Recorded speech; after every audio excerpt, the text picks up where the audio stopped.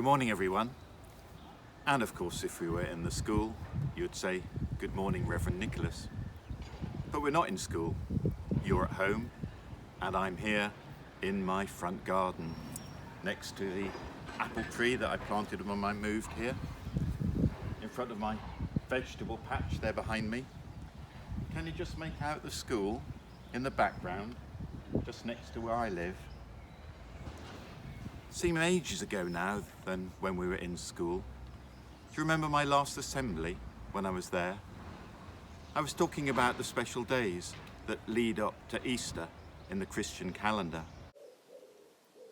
I spoke about Pancake Day, the day before the beginning of Lent, a traditional day for using up the special foodstuffs like eggs and butter and cream because people were giving up those things for Lent.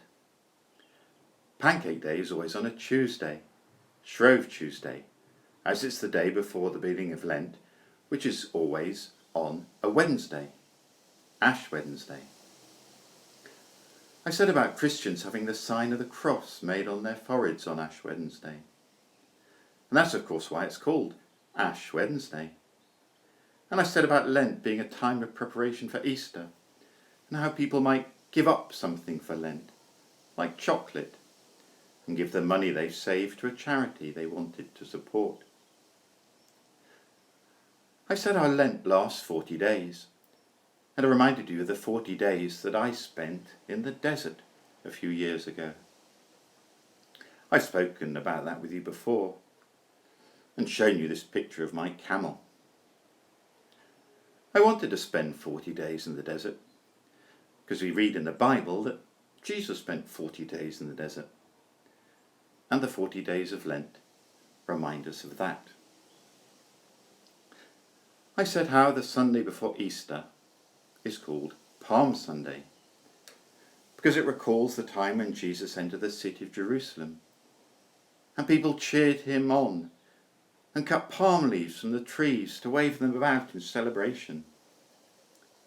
Nowadays, Christians make palm crosses from palm leaves, and we give them out to people at church on Palm Sunday.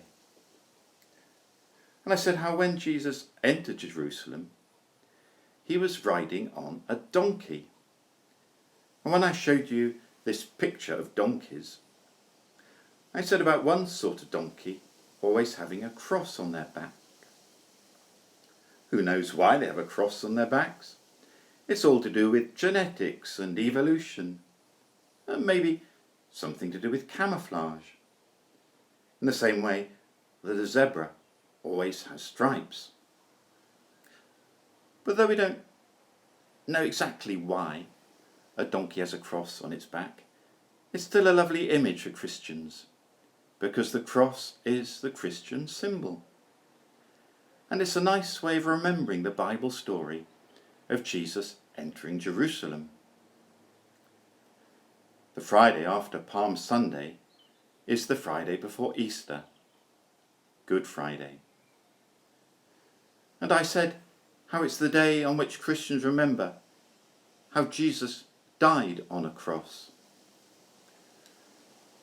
And that's why the cross is the Christian sign. And that's why we began Lent with the ash cross. And that's why Christians make palm crosses. It's called Good Friday because God is good, so it's like God Friday or Holy Friday, a bit different from how we use the word good these days. But Christians believe that Jesus' death was not the end.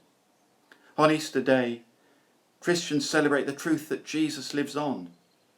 If you remember, I showed you this picture of an Easter egg tree. You rather liked it. It's a lovely sign of new life and hope and celebration. Do you remember when Easter Day was? It seems ages ago now. Easter Day was April the 12th.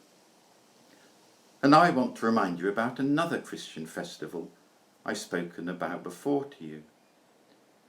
One that comes at the end of this month. It's called Pentecost. Pentecost is rather a strange name, but that's because it comes from Greek. And a lot of our words come from Greek or from Latin. And I'm going to show you something else that has a name that comes from Greek. Do you know what this shape is called? Any thoughts? Of course, if you're in assembly at school, you'll be putting your hands up.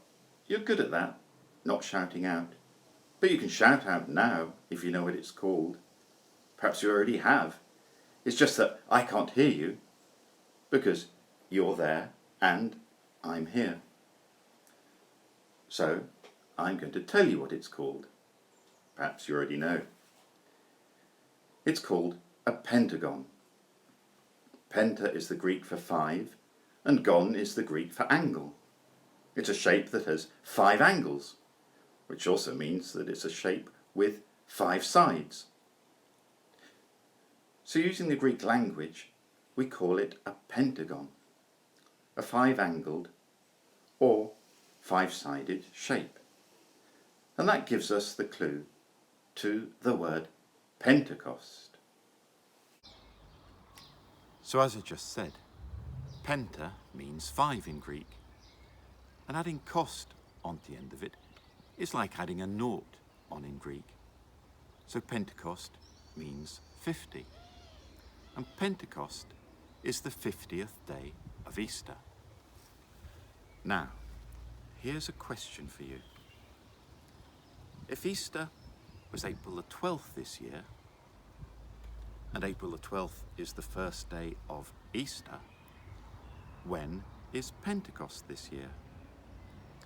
Now, if we were in school, you'd all be putting your hands up. You always amaze me with your answers and with your math skills. But we're not, so I'll tell you. Starting on April the 12th, as the first day of Easter, we have 19 days left in April. We add 31 onto that to make the 50, and that makes Pentecost May the 31st this year, the last day of the month. We read in the Bible how on the day of Pentecost, tongues of fire appeared on the heads of the followers of Jesus. They had gathered in Jerusalem to celebrate Pentecost. Jewish people from all over the world had gathered there to celebrate, because Pentecost was a Jewish celebration before it was a Christian one. And the disciples began to speak in all sorts of different languages, so that everyone present could understand them. They were all united, not divided. And fire is a symbol of love, because it gives warmth and light. And so it's also a symbol of God, because God is light and love. So the message of Pentecost is a message of people being united in love, rather than divided by difference. And if you remember, the message of people being more united than divided is one that I've spoken to you before about. This is Jo Cox, standing outside the Houses of Parliament. In 2015, she was elected a Member of Parliament, but was tragically killed in 2016. She said in her very first speech to all the other MPs in the House of Commons, "We are far more united and have far more in common than that which divides us."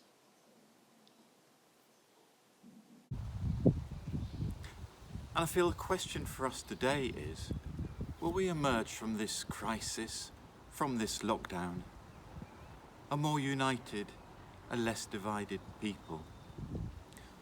Will we have learnt something? Will we see life a little bit differently? I feel for myself that I've begun to see and hear things a little differently. Standing in Burstow churchyard, just down the road, with no planes straight overhead as usual, I've heard the woodpecker drumming on the wooden spire. And in what seems to me less polluted skies, I've seen Venus shining beautifully and brightly in the evening sky. And I've seen my local shopkeepers in a new light, working so hard all through this crisis to keep us supplied with our food and essential medicines. I've had a real sense that as a local community, as a nation, as a world, as a planet, that we're all in this together. And I've seen that as other things fall away, what is left is what really matters. The spirit of Pentecost, the spirit of love. That we really are far more united, and we really have far more in common than that which divides us.